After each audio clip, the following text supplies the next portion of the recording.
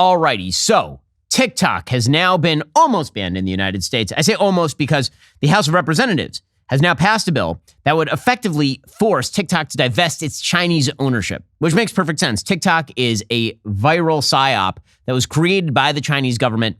It's incredibly sophisticated. Algorithmically, it is amazing at picking up viral content and then magnifying it. But there are editorial choices made inside that algorithm about which content to magnify. In the United States, the content that gets magnified on TikTok is the most politically polarizing. Huge amounts of the LGBTQ plus minus divided by sign agenda are pushed by TikTok. And you can tell the difference because TikTok in China doesn't do any of those things. And to understand just what the Chinese are doing with TikTok, really you should pick up a copy of Peter Schweitzer's new book, Blood Money. He talks at length about TikTok and what TikTok is doing. So what they're really attempting to do is dissolve the social unity of the United States through social division, social media division. That is the goal with regard to TikTok. That's the thing they are attempting to do. And really, there's nothing new there. This has been a long-time communist strategy. During the Vietnam War, for example, the North Vietnamese understood they didn't have to beat the United States on the battlefield. Far from it. They weren't capable of beating the United States on the battlefield. All they really had to do was keep up the internal pressure in the United States, push their agenda with the peaceniks, and then have the peaceniks undermine the war effort in Congress, thereby essentially handing South Vietnam over to the North Vietnamese. China is figuring the same thing. What they're figuring is that if they wreck whatever social fabric exists in the United States through the means of culture, which is what TikTok is, they create this very highly addictive, highly watchable medium, and then they control exactly what people see while gathering data about you. If they can do all of that, then they can undermine the power of the United States, not only at home, but in the world more largely. Well, the House recognizes that, of course, TikTok, I should first start with this. TikTok is, in fact, a viral psyop. As evidence of this, I point to a new poll that shows, according to Gallup, almost 30% of Gen Z women now identify as LGBTQ+, most as bisexual. That is not a biological bottleneck that is happening in real time. If the claim now is that 1/3 of all Gen Z women are either bisexual, homosexual, or gender non-binary, or trans, if that's the claim, that makes no biological sense. It has never made sense of any subpopulation anywhere in world history ever at any time. The only way that could be happening is if people are glued to their iPhones and they are depressed and they're upset. And then because they are depressed and upset, they start blaming it on their own sexual ambiguity, which is something that TikTok is clearly pushing at this point. Again, this makes no sense on any sort of biological evolutionary level. It is also worth noting, by the way, that this huge number of women who are now identifying as bisexual, and bisexuals predominate among people who are identifying as LGBTQ plus minus divided by sign. The reason that you are seeing that huge predominance is because you can claim that you're bisexual while simultaneously not actually acting in sexual ways with a member of the same sex, which is actually what happens with a lot of these girls. In any case, that is just one piece of evidence, but we know that TikTok has created these viral sort of sensations where people act in strange ways. And all of this has been mainlined into American politics. And trans politics was not part of American politics 15, 20 years ago. It certainly is now, despite the fact that in more sane places, like apparently Great Britain, where children will no longer be prescribed puberty blockers at gender identity clinics, according to the National Health Service of England, don't worry, in the United States, that's still being pushed as a positive good by New York Magazine. And again, that's only happening because you do have outside forces that are really pushing this quite hard. And China knows this, which, once more, is why China's version of TikTok is very different from the American version of TikTok. Well, in early March, Representative Mike Gallagher of Wisconsin and Representative Raja Krishnamurthy of Illinois, who's a Democrat, they actually introduced the so-called Protecting Americans from Foreign Adversary-Controlled Applications Act. That bill prevented App Store availability or web hosting services in the United States for ByteDance-controlled applications, including TikTok.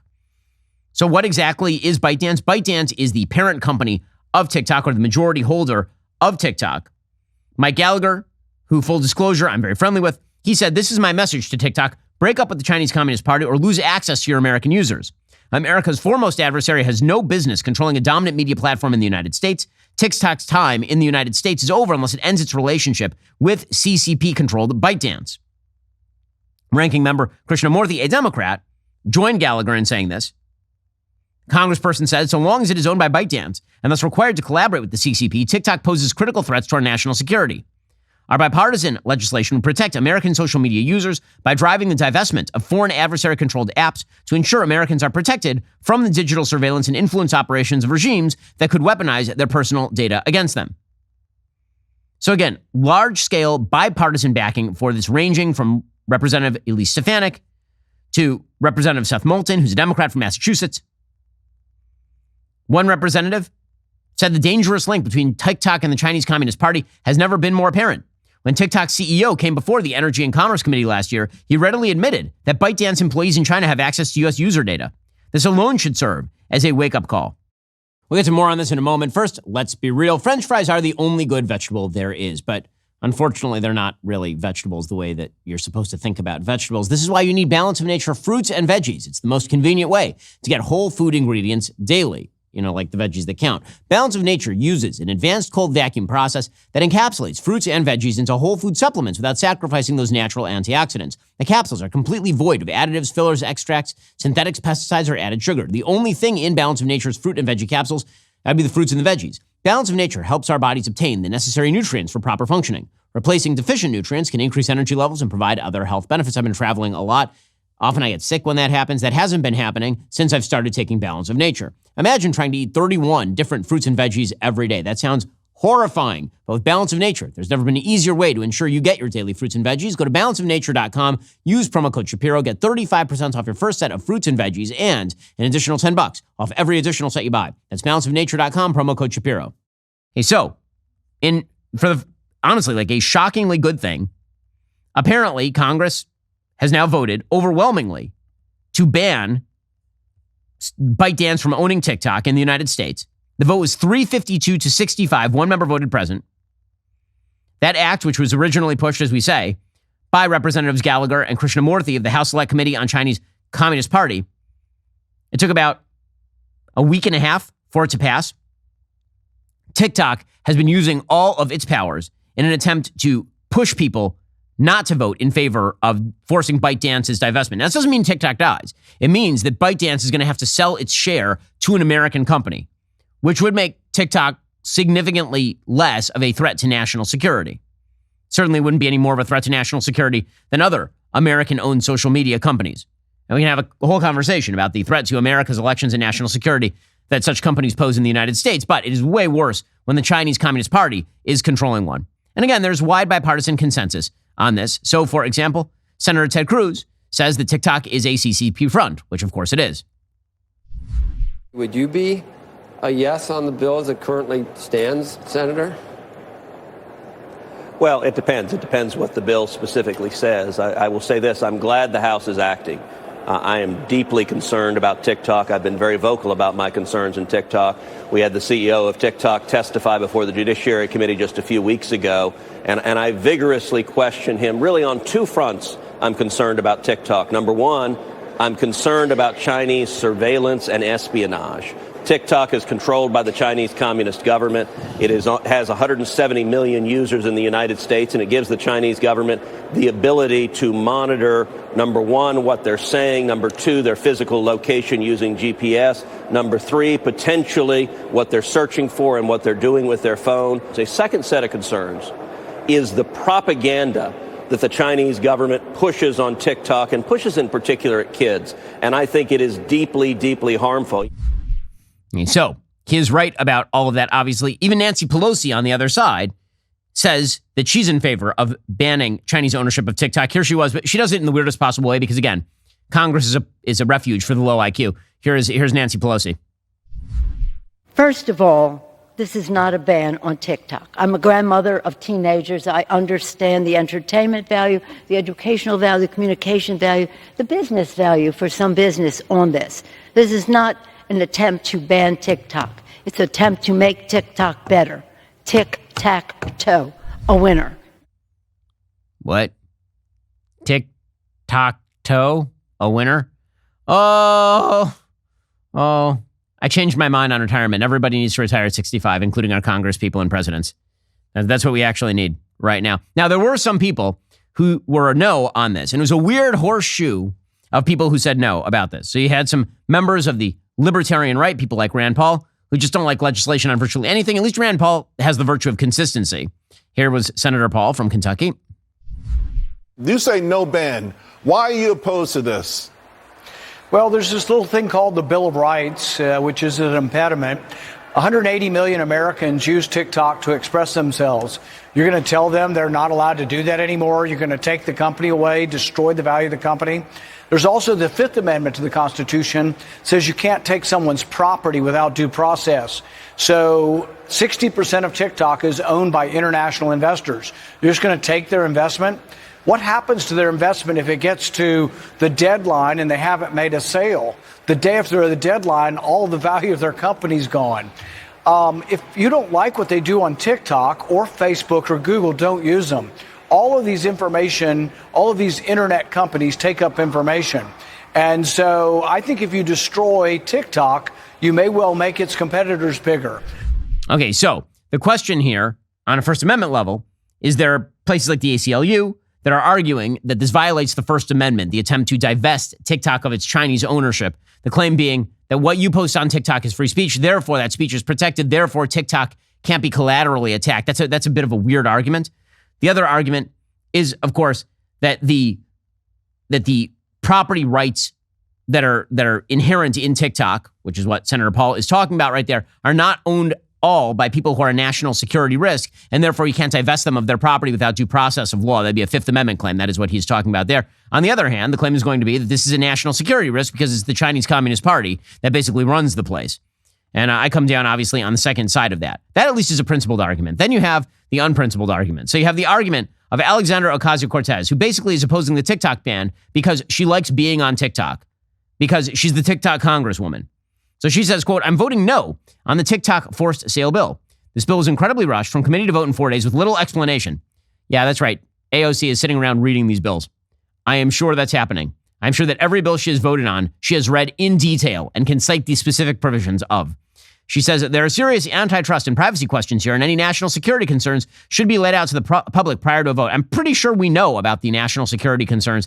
Maybe it's that you like TikTok because you're popular on TikTok, and also you're kind of soft on China. We'll get to more on this in just one moment. First, Grand Canyon University. It's a private Christian university in beautiful Phoenix, Arizona. GCU believes our Creator has endowed us with certain unalienable rights: life, liberty, the pursuit of happiness. They believe in equal opportunities and that the American dream starts with purpose. GCU will equip you to serve others in ways that promote your flourishing, creating a ripple effect of transformation for generations to come. Whether you're pursuing a bachelor's, master's, or doctoral degree, GCU's online, on-campus, and hybrid learning environments are designed to help you achieve your degree. Find your purpose today at Grand Canyon University. Private, Christian, affordable. Visit gcu.edu. That's gcu.edu. Speaking of soft on China, Eric Swalwell, the Democratic congressperson from California, also came out against the TikTok ban. I mean, that dude did shtup a Chinese spy, so there's that. Many people look at this as a TikTok potential ban in the United States. How will you vote on this?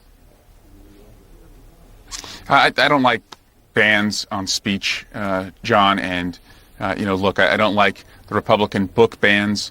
I don't like the bans on bodies that Republicans have put in place across the country.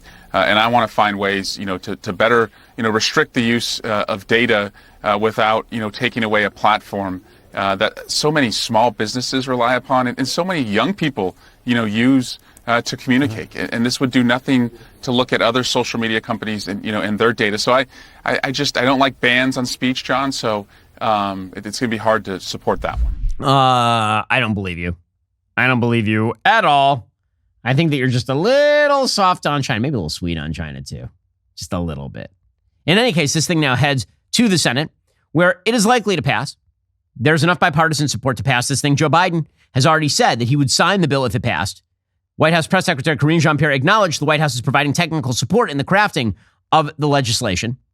Donald Trump used to be in favor of a ban on TikTok, and then he has flipped in the recent past. Speculation attached to that flip has to do with the fact that there is a Republican billionaire named Jeff Yass, who's a hedge fund manager, who's a big investor in TikTok. His fund has a $33 billion stake in TikTok, and he started spraying money around to a lot of Republicans recently. And so the speculation was that because Yass is a big donor who's funneled $130 million since 2020 into PACs and right-of-center think tanks like the Club for Growth, that this is what led Donald Trump to change his mind. Apparently, Yes has been calling congresspeople and saying that he is pulling funding if they support a TikTok ban. One source described it as bullying to the New York Post. If he's able to persuade an enclave of libertarian Republicans to fight tooth and nail against this, he'll scare off votes, said one Hill source. And whatever the case may be, TikTok is in fact a danger to national security. That is the reality. Again, it's likely to pass in the Senate. Joe Biden is likely to sign it into law, and it is a tactical political mistake for President Trump to oppose the attempt to divest TikTok of its Chinese ownership, because it allows Joe Biden, who is unbelievably soft on China, whose son was paid by China, who's been just extraordinarily, indescribably soft on China's production and shipping of fentanyl into Mexico and then into the United States, where it's killed over 100,000 citizens a year. Joe Biden's been unbelievably soft on China. But this allows Joe Biden to outflank Trump on China. So it's a bad political move by Donald Trump. Meanwhile, Joe Biden continues to struggle in the polling data. According to brand new polling, you remember right after Joe Biden's State of the Union address, people like me said it was divisive and awful. And the media told you that it was feisty and wonderful. Well, I was right. It turns out that most people agreed with me, including independents. According to a brand new poll from HarrisX and Forbes, the question was, did President Biden do an adequate or inadequate job addressing immigration during the State of the Union address? And here we're just going to read you the stats from independents, because Democrats, of course, approve. 71% of independents say inadequate. Do you think that President Biden's State of the Union address served to unify or further divide the country? Independents, 63% divide, 37% unify. Did President Biden's delivery of the speech raise questions or concerns about his age or not? 60% of independents, yes, it raised questions and concerns. 40%, no, it did not raise questions and concerns. In other words, State of the Union did not stop the bleed, which is what you would imagine since he gave a crazy old man shouting at clouds State of the Union address. Meanwhile, more and more poll analysts are looking at Joe Biden's lack of support in the Black and Hispanic community, and they're pulling the fire alarm. Not just Jamal Bowman. According to Axios, new data shows the Democrats' longtime advantage with Black, Latino, and Asian American voters has shrunk to its lowest point in more than 60 years, creating a massive vulnerability for President Biden and congressional Democrats. The big picture is that Latinos, the nation's largest non-white group, still lean Democratic, but they've been shifting Republicans over the last 2 decades. They are no longer the slam dunk Democrats they were in 1960. A New York Times Siena College poll out March 2nd found that Biden led Trump by just 56-44 among non-white Americans. That is a group Biden won by almost 50 points in 2020. So again, these are terrible numbers for Joe Biden. It is a disaster area for him.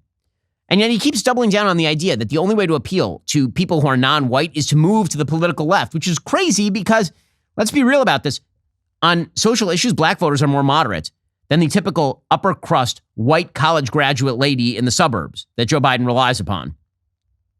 On immigration, Hispanics are way more conservative than Joe Biden thinks that they are. And we're about to undergo another massive migration crisis on our southern border due to what is happening in Haiti. So according to the Washington Post, the United States has now sent a specialized Marine unit to help secure the U.S. Embassy in Haiti as the country struggles through a political transition amid rising gang violence, according to authorities.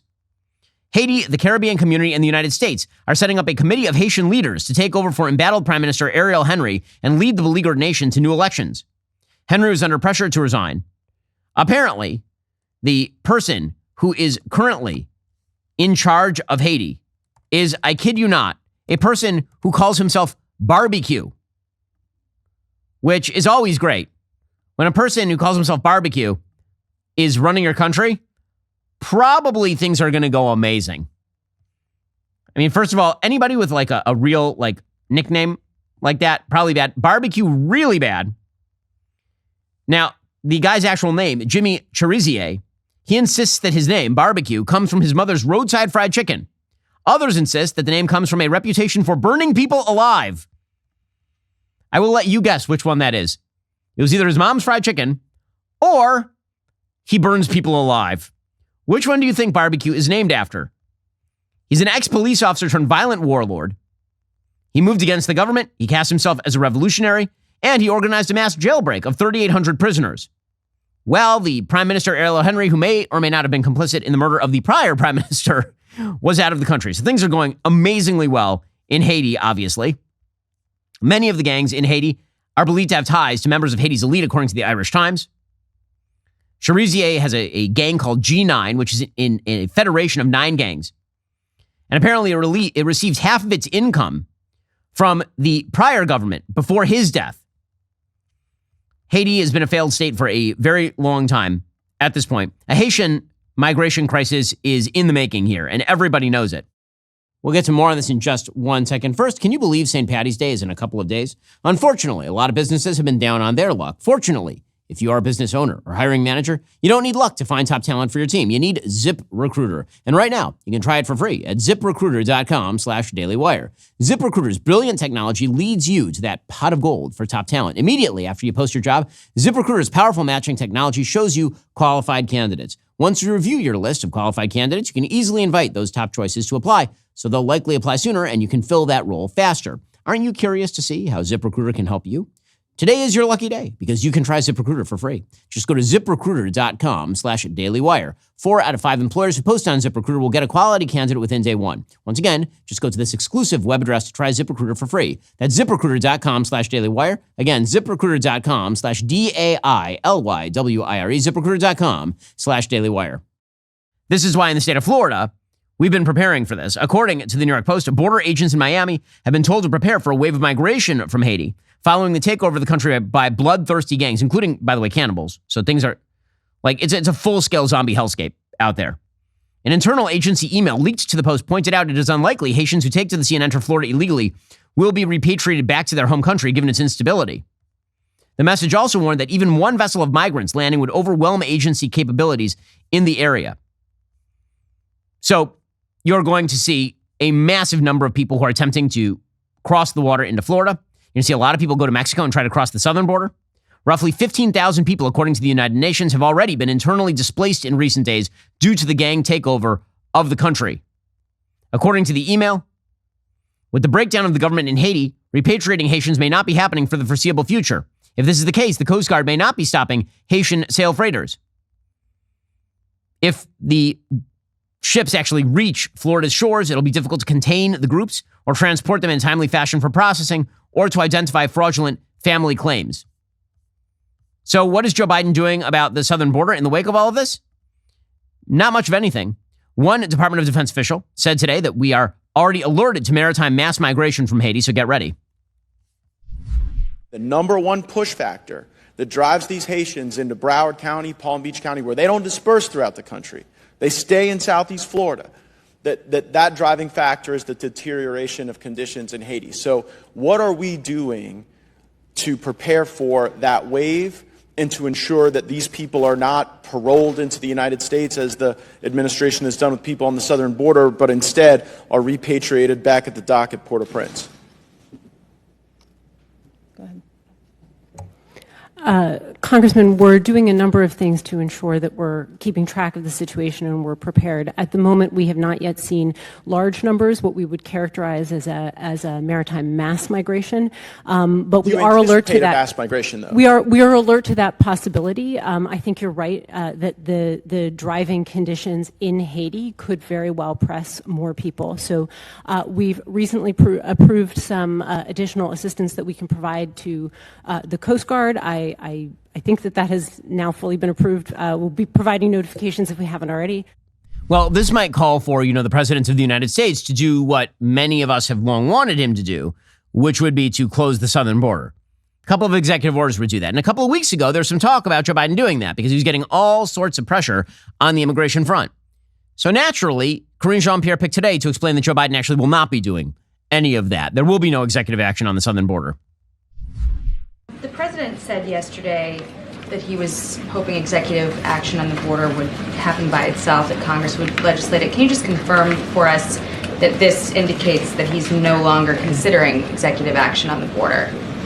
Well, the president has been very clear, and I've been very clear. Anytime I've asked about executive actions here, the bottom line is in order to have change, extensive change, real change, comprehensive change. That Senate bill that was negotiated between Republicans and obviously Democrats in the Senate would have been the best way to go. It would have been the toughest, fairest piece of legislation, law, if you will, if it had been moved and the president was able to sign it into law.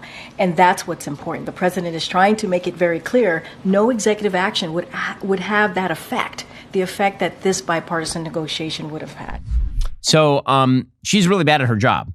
Not as bad as the president is at his job. So in the middle of what is going to be another mass migration wave from Haiti, because again, it's a failed state, nobody's been able to fix Haiti for decades at this point.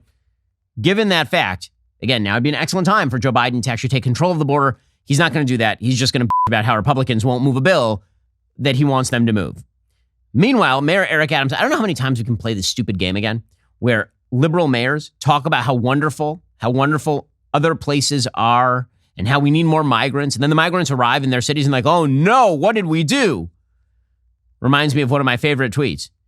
I can't believe this leopard is eating my face, says woman who voted for the leopards eating people's faces party.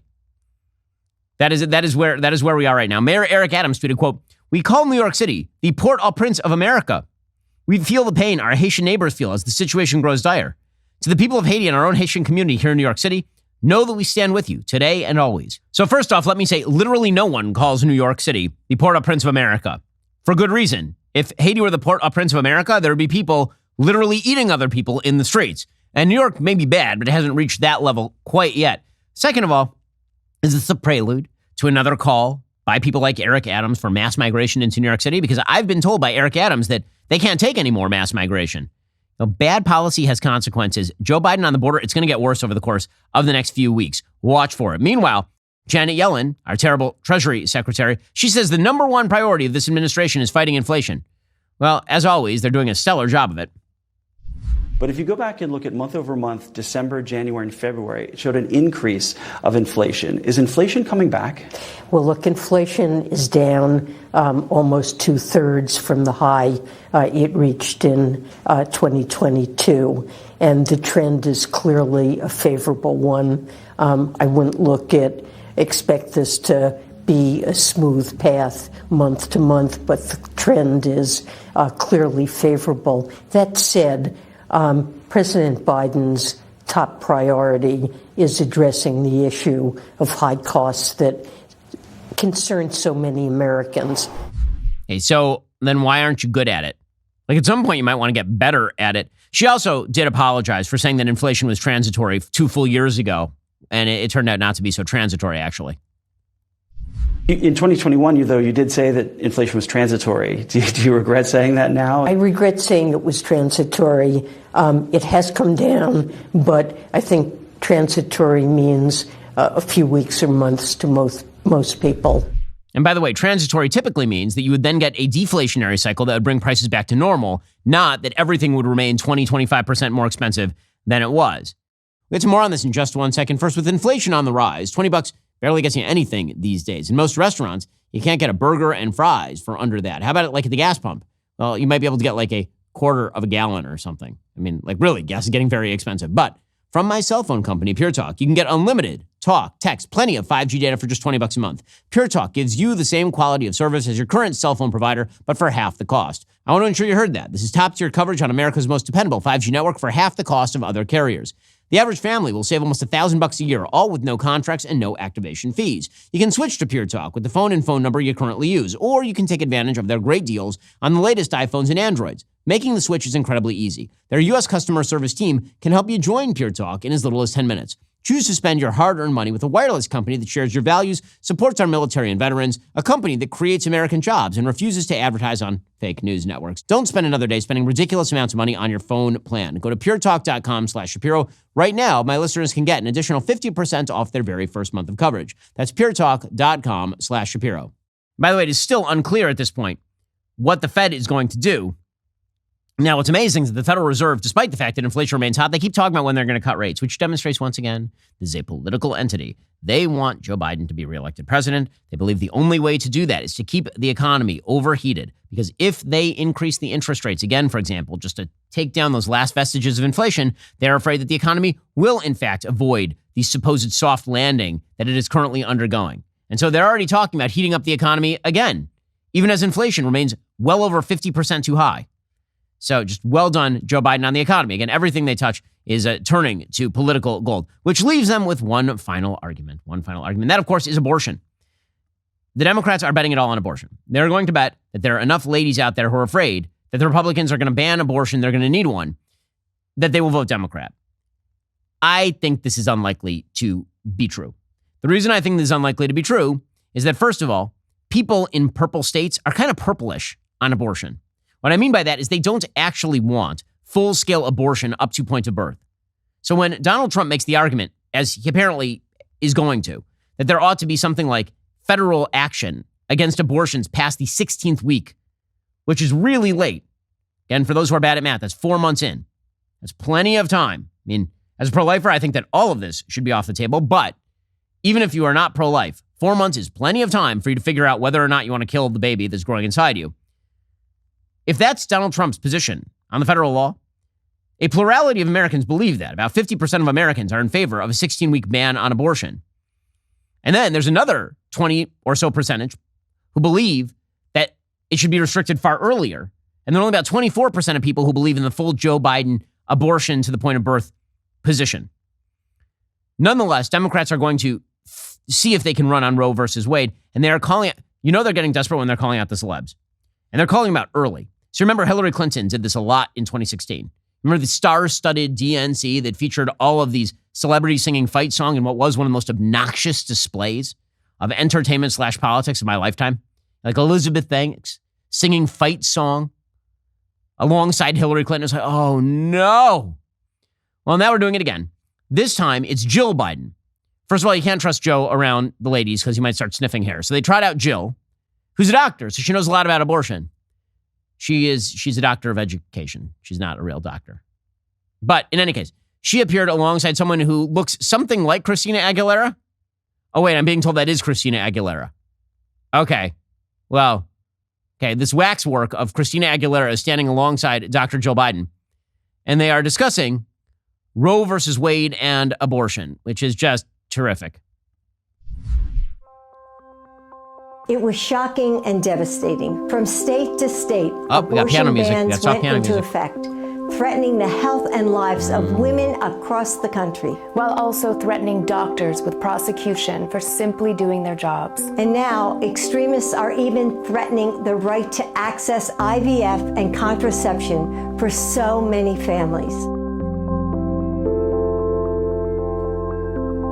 Secrecy, shame, punishment, danger, even death. Extremists are working harder than ever to drag us back to a past we thought was long over. But we say our reproductive health care decisions should be made by us and our doctors, not politicians. We should have the freedom to make our decisions about our own bodies. I will not let my daughter live in a world where politicians make decisions about her body.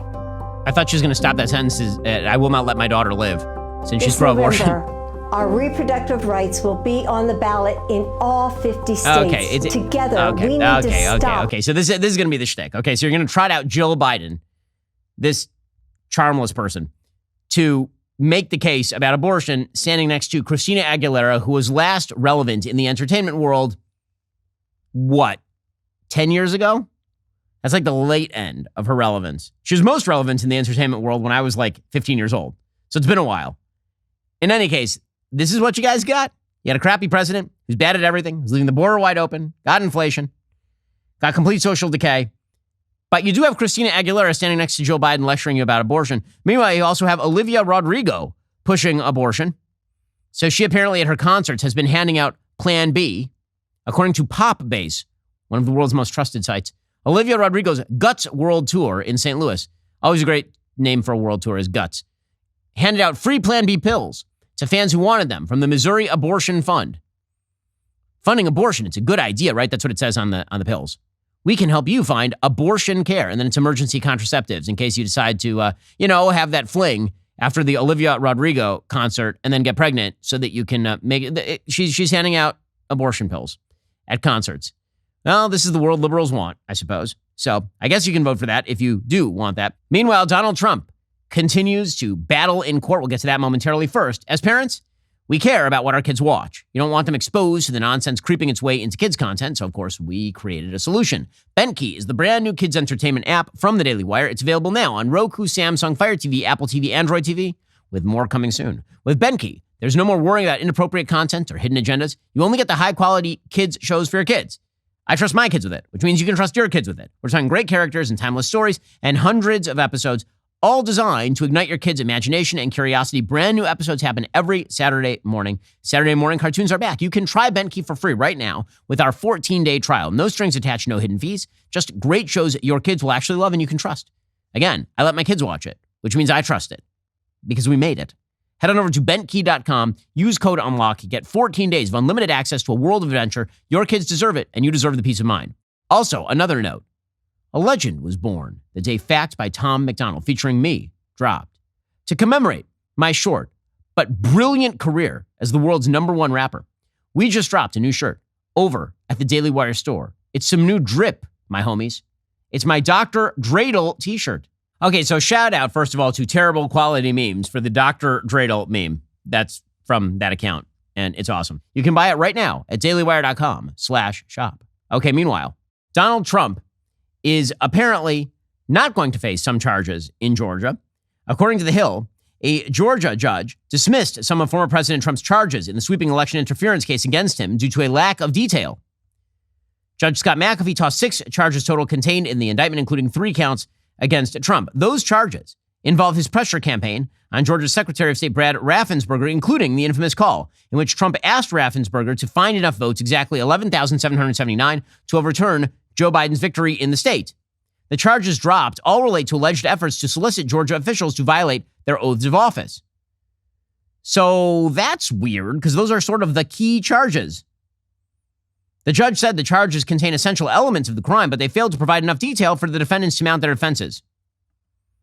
Under the current charges, McAfee said the defendants could have violated the laws in dozens, if not hundreds, of distinct ways. So that really takes the wind out of that particular case. I mean, putting aside all the Fannie Willis craziness in Georgia. So there's that.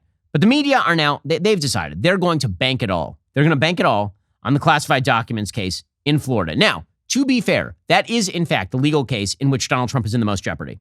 The January 6th case put forward in Washington, D.C. by Jack Smith alleges crimes that really do not apply to the circumstances in January 6th. The Alvin Bragg case in New York City is a complete joke of a case. It's a ridiculous, stupid case in which Alvin Bragg is claiming that somehow Donald Trump violated campaign finance law federally, for which he was not charged, but that somehow amounts to some sort of bootstrapped state crime that Alvin Bragg is gonna hit him with. It's ridiculous. The Georgia case is a trumped-up RICO charge that really doesn't apply, and now even the central elements of that have been tossed out. So that leaves the Florida documents case. And this, of course, is Donald Trump shifting around classified documents and not turning them over to the National Archives after being asked to do so. Now, the problem politically with this is that Joe Biden just got let off the hook for the same thing.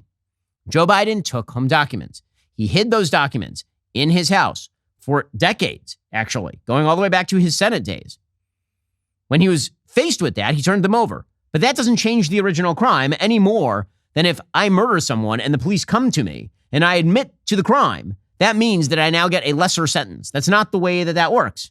Admitting to doing the crime and working with the authorities does not mean that the original crime never happened.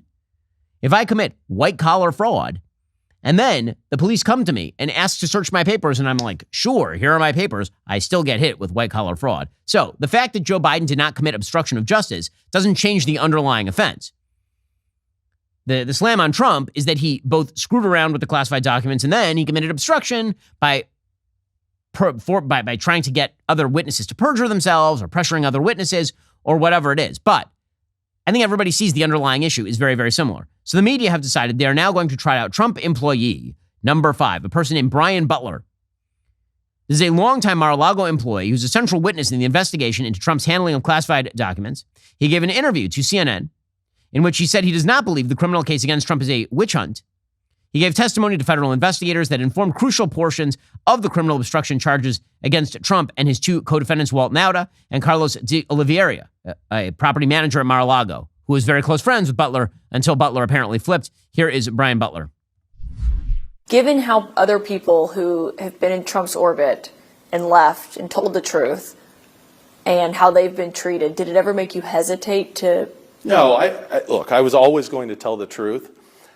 But, you know, after one of the interviews with the investigators on this case, you know, I think it got real when at the end of it was either my second or third, fourth time talking to them, where they said at the end of it, oh, by the way, all of your grand jury testimony and witness testimony has been turned over to the Trump defense. At that point, you're like, oh boy, Did it make you nervous? Yeah, a little bit, but I don't want to live in fear.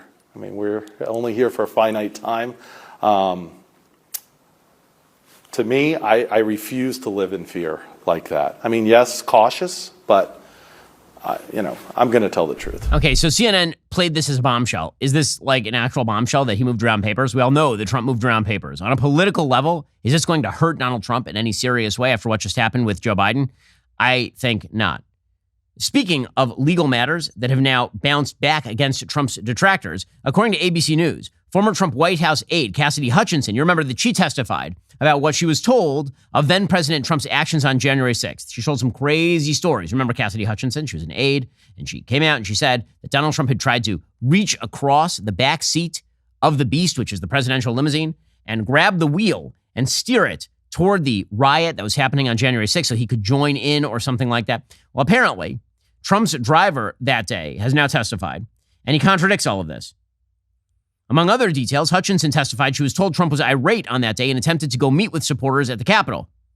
Hutchinson recalled the conversation she had at the White House with Bobby Engel, part of Trump's security detail, who was sitting in the chair looking discombobulated, and Tony Ornato. Well, there's only one problem. An 81-page report from the House Administration Committee's Subcommittee on Oversight called Hutchinson's account into question. The new report cites testimony that was given by 4 other Trump White House employees to the previous January 6th committee and the account of Trump's Secret Service driver. According to the report, none of the White House employees corroborated Hutchinson's sensational story about Trump lunging for the steering wheel. So, oops. She was hero of the Republic for a day, but that's a great way to become hero of the Republic is to crap on Trump. Again, I think all of this is baked into the cake for Trump. The real question for Trump is what additional bombshells he's going to throw into the middle of the race that have nothing to do with his personal foibles. As I've said, people have been asking me a lot recently, obviously, when I'm out and about, if I think Trump is going to win. And my answer typically has been, if he can stop from shooting himself in the foot too much, I do think he will win. That is a very, very big if. Okay, meanwhile, Republicans keep being weird and bad at this. And this is not good. Again, does anyone know how to play this game? Like anyone?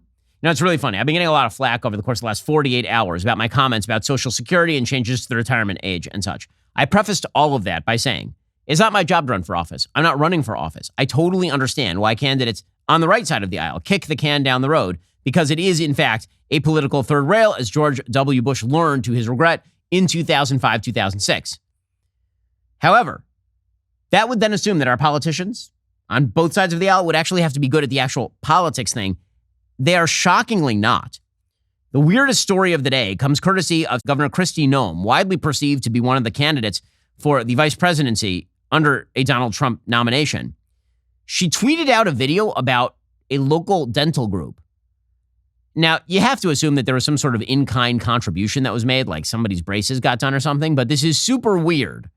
Sitting governors should not do dental commercials. I know it's a weird rule, but I didn't have to use the rule until now because nobody did this. It's strange.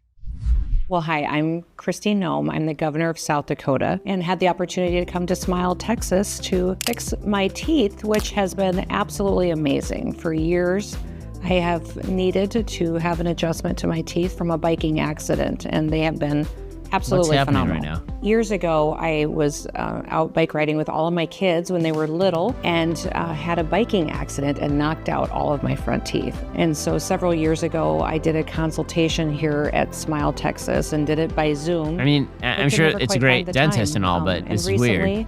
Got the chance to work with Dr. Davis. Dr. Dooley's always been fantastic to me too. What's happening and why? Was remarkable and finally gave me a smile. Okay, that's enough. Okay, Republicans, stop being weird. Stop it. Just stop being big weirdos all the time. For like 5 seconds, please. I beg you, as someone who wishes for conservative policy to occasionally win a victory, please stop being so damned weird. Please stop. Again, I sort of have sympathy for Ken Buck is getting a lot of crap today. Ken Buck is the congressman from Colorado. I disagree with Ken Buck on a lot of things. But Ken Buck has decided that he's going to drop out of Congress. He put out a statement. He said, "Today I'm announcing I will depart Congress at the end of next week. I look forward to staying involved in our political process." Buck leaves the Republicans with just a 5-seat majority. It was already a super slim majority. Here was Buck's comment on why he was leaving. Congressman Buck, talk to me about a bit what has frustrated you so much about this era of politics and particularly Congress. What's made it so difficult? You really need me to say that. You need me to explain what's so difficult about this place. I was, as you see, the number 3 in the seniority on that committee, and I asked questions last. And you need me to explain what is so complicated about that, or how we try to impeach somebody for a difference in policy. We've taken impeachment and we've made it a social media issue as opposed to a constitutional concept. This place just keeps going downhill, and I don't need to spend my time here. I mean, just on a human level, do you blame him? I mean, Congress is a clown show. I don't blame him.